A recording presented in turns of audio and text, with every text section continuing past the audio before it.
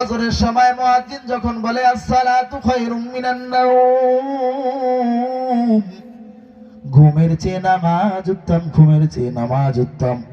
লেপটা যদি টান দিয়ে মাথাটা লেপের ভিতরে নেন, বলেন আল্লাহকে আল্লাহ বলে মানা হবে কিনা? ও আল্লাহর গোলাম,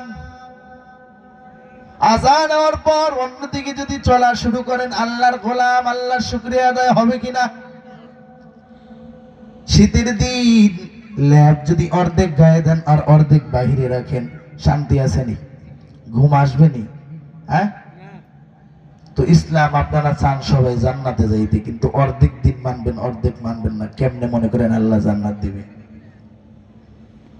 হাজী সাহেব মানুষ ফজরের সময় মুয়াজ্জিনেরা জানে সবার আগে এই প্রচন্ড শীতের মধ্যে ঠান্ডা পানি দিয়ে ওযু করে মসজিদের প্রথম কাতারের মধ্যে হাজির।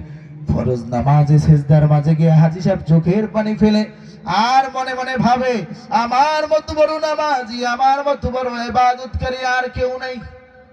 অথচ ওই হাজী সাহেবের ঘরে দুইটা সন্তান, দুইটা কন্যা সন্তান, দুইটা ছেলে সন্তান, চারটা বেনামাজি ঘুমায়। হাজী সাহেবের দেয়া পোশাক পরে, হাজী সাহেবের দেয়া খাবার খায়, হাজী সাহেবের ছাদের নিচে থাকে।